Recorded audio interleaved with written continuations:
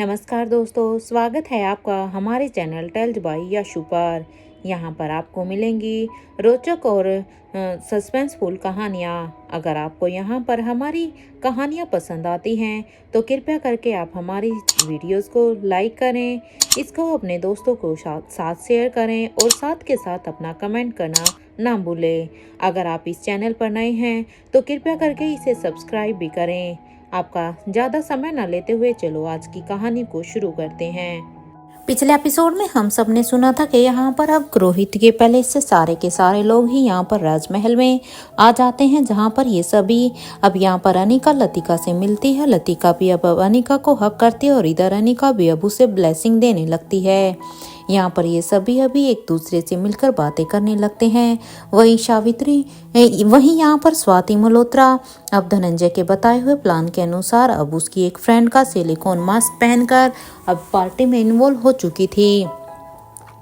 जैसे अब यहाँ पर सब बातें कर रहे थे तब अब बड़ी रानी कहती है it's a Christmas save so let's celebrate. ये कहते हुए ही बड़ी रानी अब हेड सर्वेंट से कहती है कि आप प्लीज़ केक लेकर आ जाइए। अब बड़ी रानी की ये बात सुनते ही अब लतिका कहती है बड़ी रानी माँ हम केक कट करेंगे ना। अब लतिका की इस बात पर अब बड़ी रानी कहती है हाँ लतिका, हम केक कट करेंगे।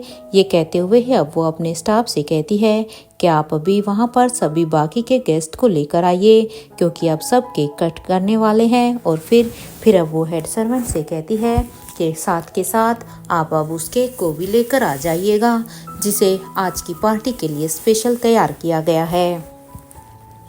बड़ी रानी की ये बात सुनते ही अब हेड सर्वेंट भी केक लेने के लिए चले जाते हैं, तो वहीं कुछ गेस्ट को लेने के लिए जाने लगते हैं। तो यहाँ पर इधर राजमहल में पार्टी का अब पूरी तरह से ही माहौल था, क्योंकि पार्टी यहाँ पर अपने जोरों शोरों से अब तक शुरू हो चुकी थी।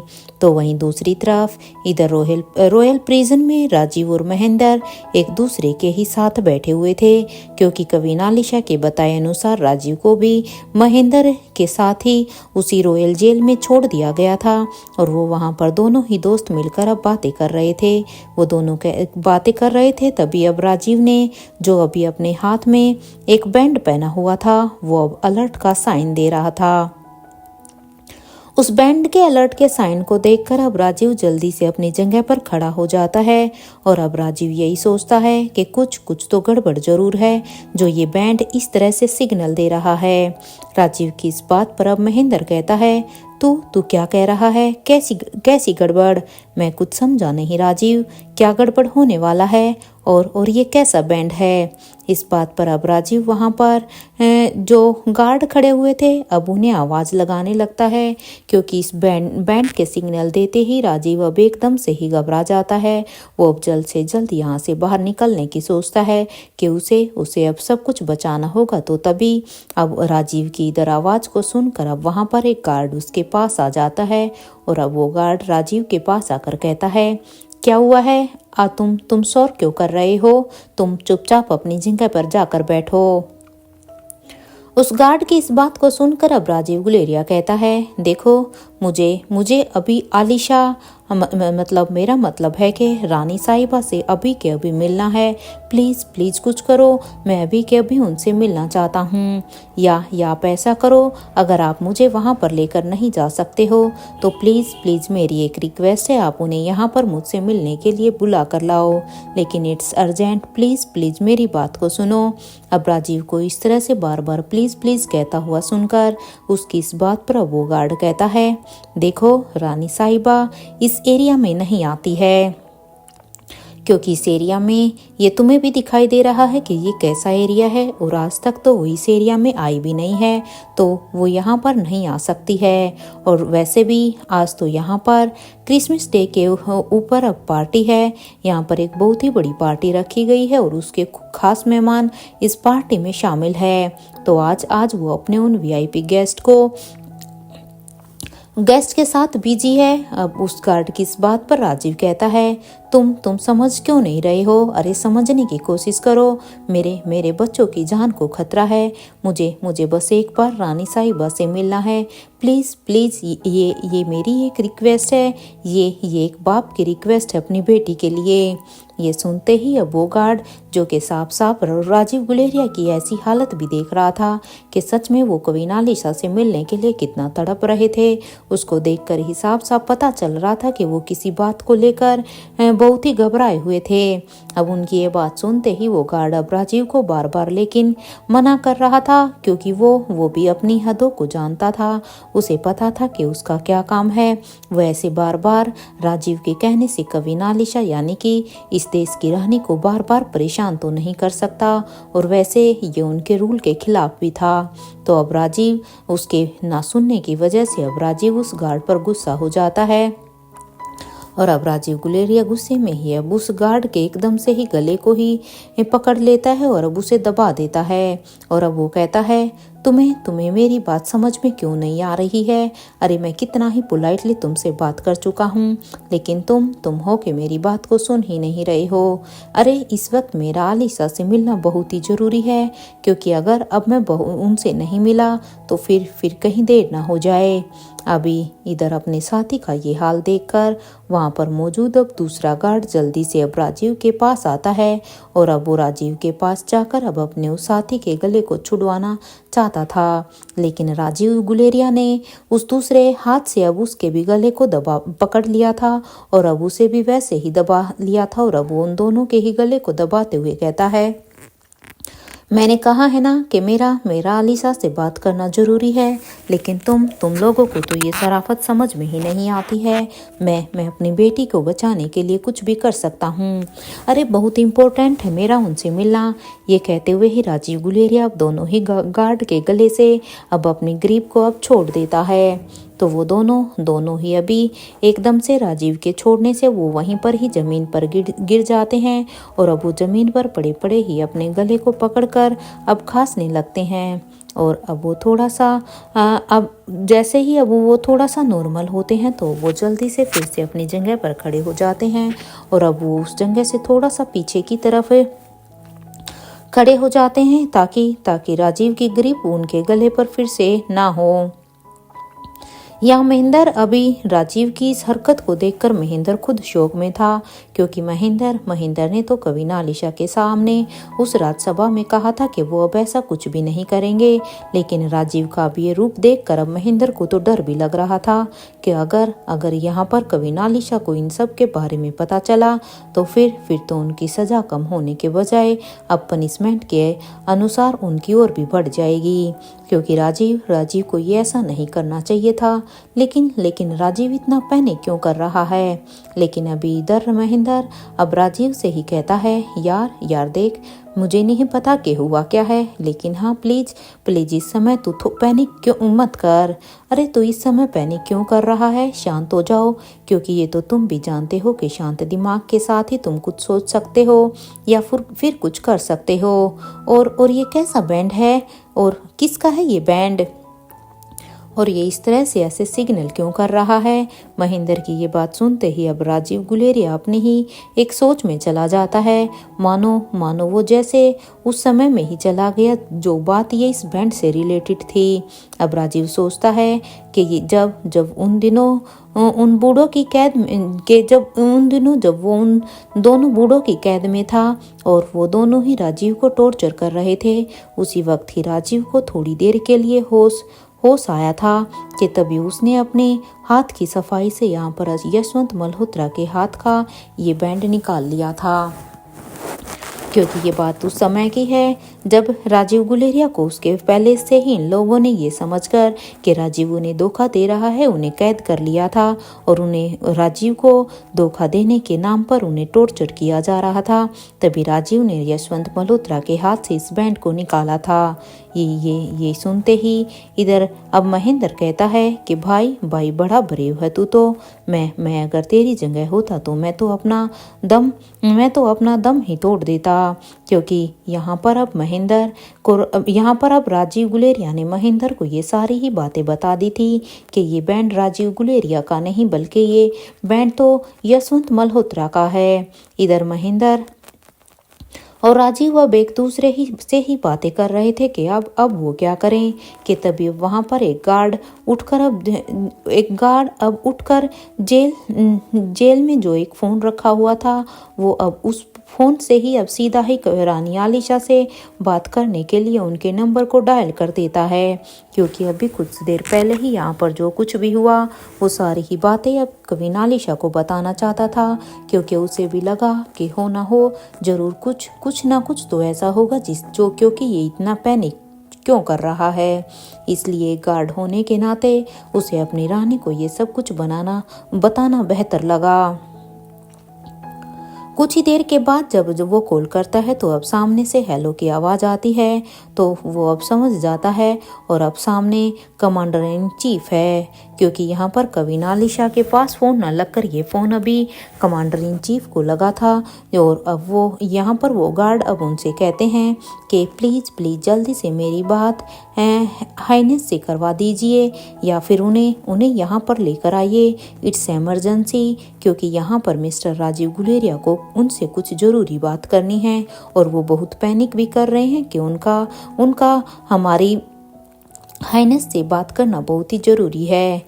अब उस गार्ड की इस बात पर अब कमांडर इन चीफ कहते हैं हर हाइनेस तो यहाँ पर वीआईपी गेस्ट के साथ बिजी है, अभी तो उनका वहाँ पर आना शायद ठीक नहीं होगा, इम्पॉसिबल होगा। तो हम कैसे उन्हें डिस्टर्ब करें, क्योंकि अगर हम उन्हें ऐसे डिस्टर्ब करेंगे तो पता नहीं वो उसके लिए हमें भी तो पनिशमेंट दे सकती है।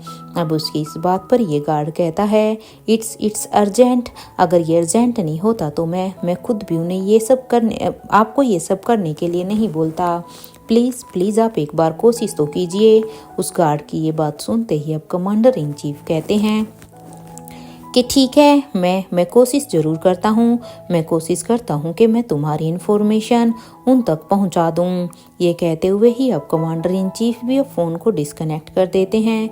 तो वहीं दूसरी तरफ इधर रोहित के पैलेस में इंस्पेक्टर अब्बास अभी अपने ही ख्यालों में थे कि आखिर वो कब स्वाति मल्होत्रा से बात करेंगे, क्योंकि उन्हें अब ये तो पता चल गया था कि स्वाति मल्होत्रा जिंदा है और उन्होंने भूमिका से उसकी इंटेरोगेशन करने के लिए परमिशन भी मांगी थी, लेकिन अभी तक वो स्वाति मल्होत्रा से मिले नहीं थे। इसलिए बस उनके दिमाग में अभी यही उथल पुथल मची हुई थी कि आखिर वो स्वाति मल्होत्रा से कब मिल पाएंगे, कब उनसे अपने सवालों के जवाब जान पाएंगे और उनका इंटेरोगेशन भी करेंगे। वैसे तो उनके सामने सारा का सारा सच अभी आ चुका था, लेकिन एक ऐसी बात जो कि उनकी माँ ने उन्हें तब बताई थी जब इंस्पेक्टर अब्बास ने अपनी ड्यूटी ज्वाइन की थी और उन्होंने ही ह्यूमन एक्सपेरिमेंट के केस को अपने हाथ में लिया था। बस उस बात के बारे में उसे स्वाति मल्होत्रा से जाना था, अदरवाइज और तो सारे ही फैक्ट उनके अब आंखों के सामने थे। अगर उस वक्त धनंजय पीरामल और करण गुलेरिया के साथ वो हादसा नहीं हुआ होता तो वो शायद उन्हें बता भी देते, और अगर क्रिस्टोफर उनके हाथ लग जाता ना तो वो उससे भी पूछ सकते थे। लेकिन क्या क्रिस्टोफर को उसके बारे में पता होगा? वो सच क्या क्रिस्टोफर जानता होगा? ये कहानी सच में बहुत ही पुरानी है और अगर देखा जाए तो बहुत ही उलझी हुई भी है। मुझे अब उस क्लू को अनिका को ही देना चाहिए। इंस्पेक्टर अब्बास अभी उन्हीं चीज़ों के बारे में सोच रहे थे। वो अब सोचते हैं कि मेरी माँ ने मुझसे कहा था कि जब तक अनिकरण फार्मेसी है तब तक ये दुनिया सेफ है, लेकिन अगर वो अनिकरण फार्मेसी हट गई तो इस दुनिया में एकदम से ही तबाही आने से कोई भी उसे नहीं रोक सकता है, क्योंकि अनिकरण फार्मेसी पर ही ये दुनिया टिकी हुई है। यहाँ पर सस्पेंड होने के बाद भी मेरी माँ इस केस में इन्वेस्टिगेशन करती रही थी। मुझे नहीं पता क्यों, लेकिन उन्होंने उसके बाद भी अपने काम को जारी रखा और वो भी अपने पर्सनल लेवल पर। मुझे मुझे अपनी माँ के काम करने और उनके तरीके पर बहुत ही प्राउड था। मुझे बस स्वाति मल्होत्रा से इसके बारे में पूछना होगा। मैंने कई बार सोचा था कि मैं अनिका से इसके बारे में पूछ सकूं, लेकिन फिर यही सोचकर पीछे हट गया कि अनिका कुछ गलत ना सोचें, क्योंकि अनिका ने अगर कहीं ना कहीं देखा जाए तो हम सबकी कितनी ही हेल्प की है, क्योंकि अनिका की वजह से ही हम इस केस में इतने आगे बढ़े हैं। नहीं तो शायद कितने ही सालों से हम इस केस में कुछ कर भी नहीं पा रहे थे। बस इस बार एक बार स्वाति मल्होत्रा को होश आ जाए तो फिर मैं उनसे अकेले में ही अपने सारे के सारे सवाल करूंगा, क्योंकि अब तो मुझे भी एक उम्मीद हो चुकी है कि शायद अब मैं उन सवालों के जवाब जान सकूं जो कि मैं कितने ही सालों से जानना चाहता था। क्योंकि अब तो स्वाति मल्होत्रा भी जिंदा है, बस अब इंतजार है उसके होश में आने का। वैसे भी मैंने भूमिका के थ्रू अनिका को मैसेज तो पहुंचा दिया था कि मैं स्वाति मल्होत्रा का इंटरोगेशन करना चाहता हूं। बस अनिका इस बात का कोई गलत मतलब ना निकाल ले। बस वो मुझे उनसे मिलने के लिए, उनका इंटरोगेशन करने के लिए परमिशन दे दे। वो ये ना समझे कि मुझे अभी भी उसकी माँ पर शक है, जो कि मैं सालों पहले करता था जब मैं अनिका से भी मिला था। लेकिन ऐसा कुछ भी नहीं है। मैं उनकी माँ के बारे में कुछ भी अब वैसा नहीं सोच रहा जो मैं पहले सोचता था। मैं तो बस अब स्वाति मल्होत्रा से कुछ और ही जानना चाहता हूँ। बस वो मेरे सवालों का जवाब सही दे दे। या इंस्पेक्टर अब्बास अभी अपने ही सोच में थे कि तभी अब उनके फ़ोन पर एक मैसेज का नोटिफिकेशन आता है। तो अब वो जैसे ही उसके कानों में अब अपने मैसेज की रिंगटोन की आवाज़ सुनाई देती है, तो उस नोटिफिकेशन से अब इंस्पेक्टर अब्बास अपने सेंस में आते हैं। और जब वो अपने फ़ोन को देखते हैं तो उनके फ़ोन पर उनके सीनियर ऑफिसर्स का ही मैसेज आया हुआ था, जो कि उनसे पूछ रहे थे कि वो और उसकी टीम इंडिया कब आएगी, क्योंकि इन लोगों को यहाँ पर स्पेशल डिपार्टमेंट की इस टीम को आए हुए यहाँ पर पेरिस में बहुत समय हो गया था। इसलिए अब इंडिया से उनसे पर्सनली अब पूछा जाना शुरू हो गया था। इस मैसेज का अब जवाब देते हुए इंस्पेक्टर अब्बास अब लिखते हैं, डे आफ्टर टुमारो हम आपको वहीं ऑफिस में आकर ही रिपोर्ट करेंगे। और इसे लिखने के बाद अब इंस्पेक्टर अब्बास उस मैसेज को उस ऑफिसर्स के पास भेज देते हैं।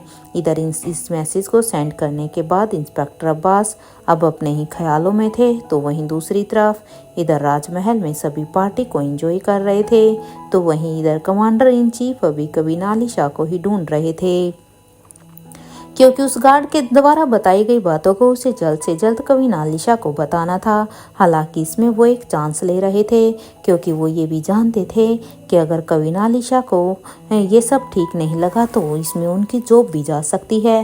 लेकिन जिस तरह से उस गार्ड ने सिचुएशन बताई थी, तो अब वो भी उसकी अब मदद करना चाहते थे, क्योंकि वो भी जानते थे कि अगर राजीव ये सब कर रहा है तो जरूर उसकी कोई तो वजह होगी। इसलिए वो कभी नालिशा को ढूंढ रहे थे। तो वो वहाँ पर देखते हैं कि कभी नालिशा तो वहाँ पर गेस्ट के साथ बिजी थी। तो अब यहाँ पर कमांडर इन चीफ घबराते हुए ही अब उनके पास जा रहे थे। तो वहीं यहाँ पर रिया, पिंकी और लतिका ये तीनों अभी एक दूसरे के साथ बैठकर एंटरटेनमेंट प्रोग्राम देख रही थी।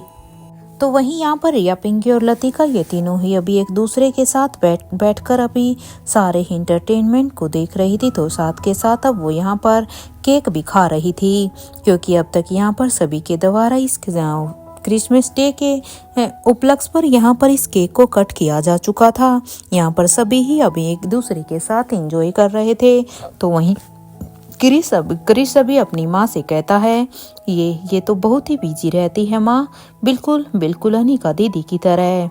इस बात पर अब अंजलि मामी भी कहती है, हाँ वो इस देश की रानी जो हैं, इसलिए अब बिजी तो रहती ही है। हम तो सोचते थे कि सच में अनिका दीदी ही कितनी बिजी रहती है माँ, लेकिन देखो ना ये तो बिल्कुल सेम टू सेम उन्हीं की तरह है।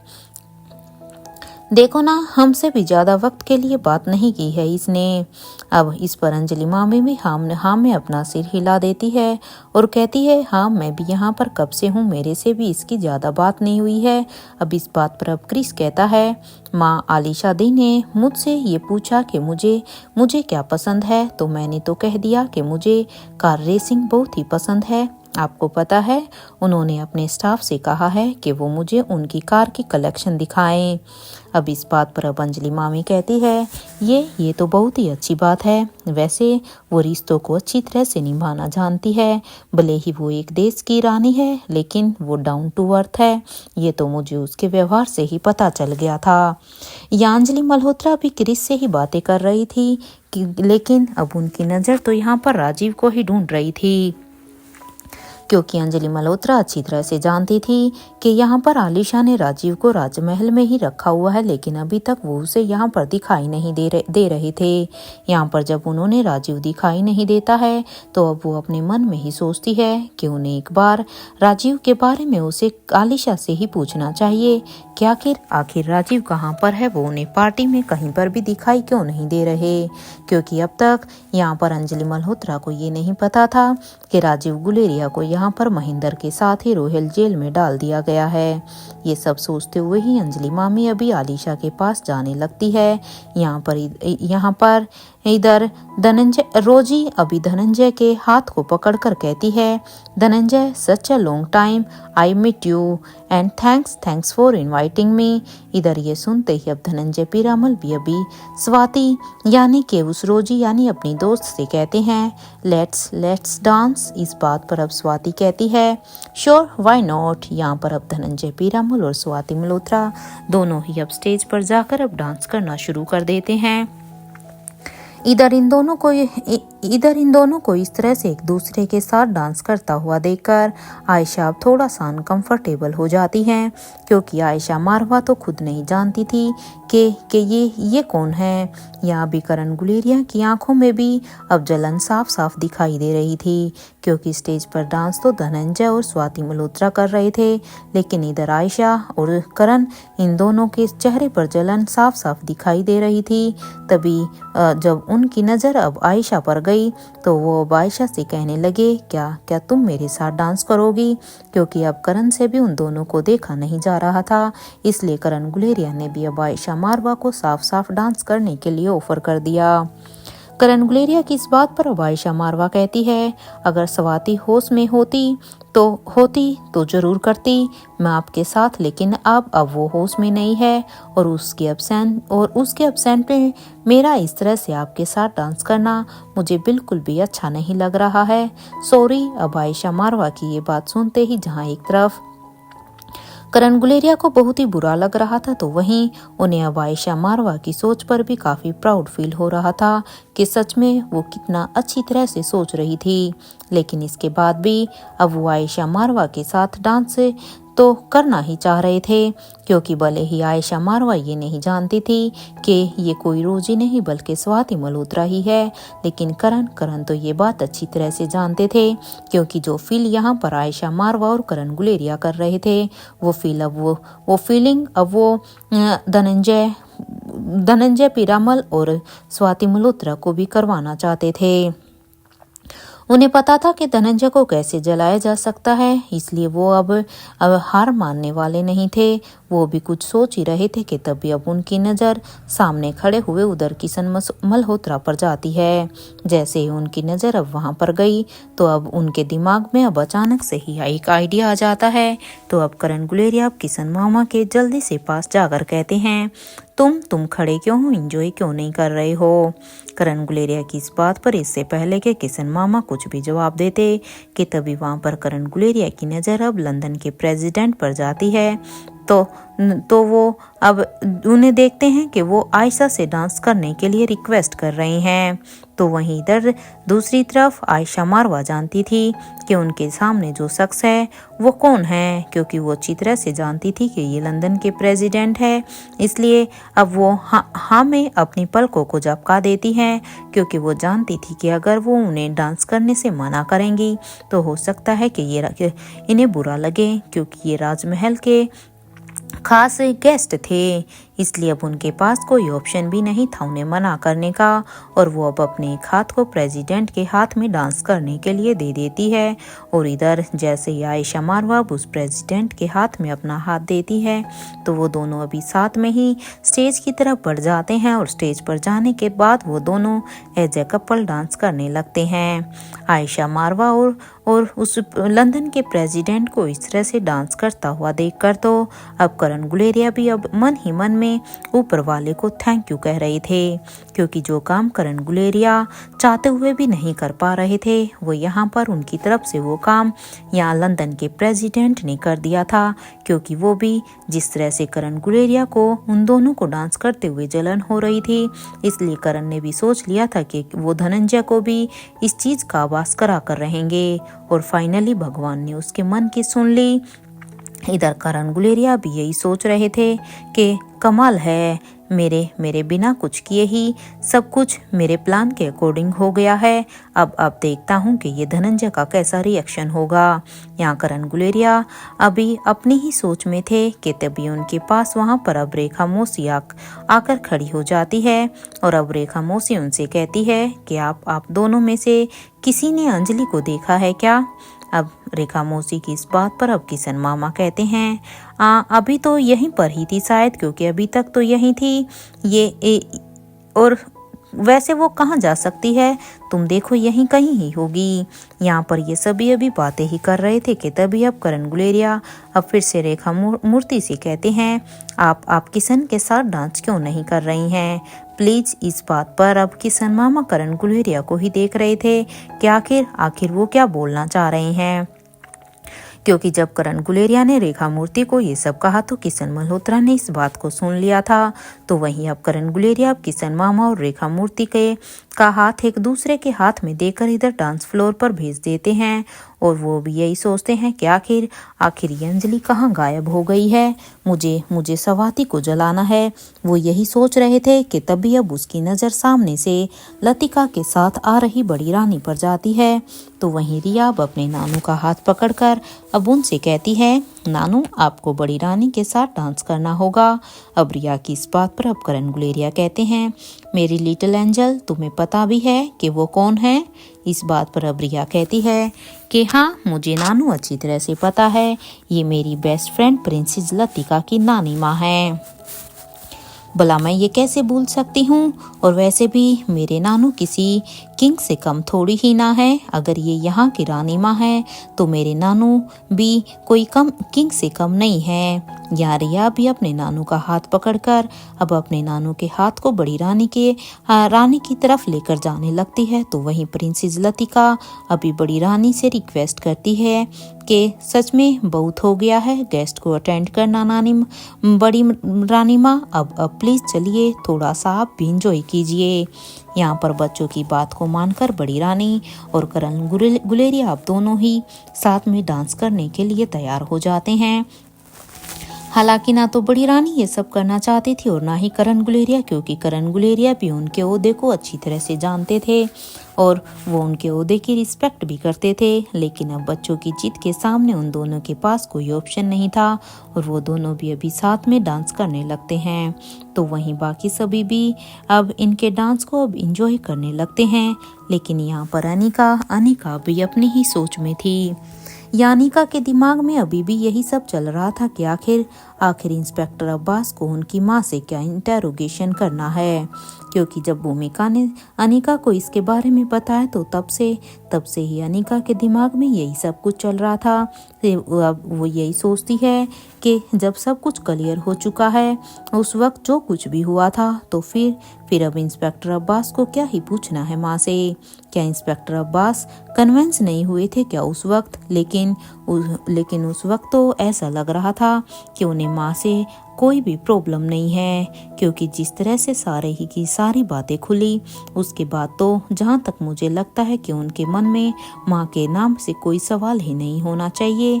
लेकिन क्या उनके दिमाग में कुछ और भी चल रहा था या बस उतना ही था जितना उस समय क्लियर हुआ था? मुझे तो कुछ समझ में ही नहीं आ रहा था। एक बार यहाँ से जाने के बाद वो इंस्पेक्टर अब्बास से इसके बारे में बात जरूर करेगी कि वो वहीं पिछली वाली बातों को लेकर माँ से कुछ बात करना चाहते हैं या बात कुछ और है। इधर अनिका भी अपनी ही सोच में थी कि तभी उसके पास अब एक पेस्ट्री को अपने हाथ में लेकर रोहित अब अनिका की तरफ आता है और अब वो अनिका के पास आकर अनिका से कहता है, क्या हुआ है अनिका, सब ठीक तो है ना? यहाँ पर इतनी अच्छी पार्टी में आने के बाद भी तुम इस तरह से क्या सोच रही हो? क्योंकि तुम्हें देखकर कोई भी अंदाजा लगा सकता है कि तुम अपनी किसी गहरी सोच में हो। इधर रोहित की इस बात को सुनकर अब अनिका नामे अपना सिर हिला देती है और अब वो कहती है, नथिंग मिस्टर मारवा, सीरियस वैसे तो मैं ऐसा तो कुछ भी नहीं है, क्योंकि सब कुछ ठीक है। वैसे अकेले अकेले आप पेस्ट्री खा रहे हो? इस बात पर अब रोहित कहता है, नहीं अनिका, ये तो मैं बस तुम्हारे लिए ही लेकर आया हूँ। ये अभी मैं ये कहाँ खाता हूँ, ये बात तो तुम भी अच्छी तरह से जानते ही हो।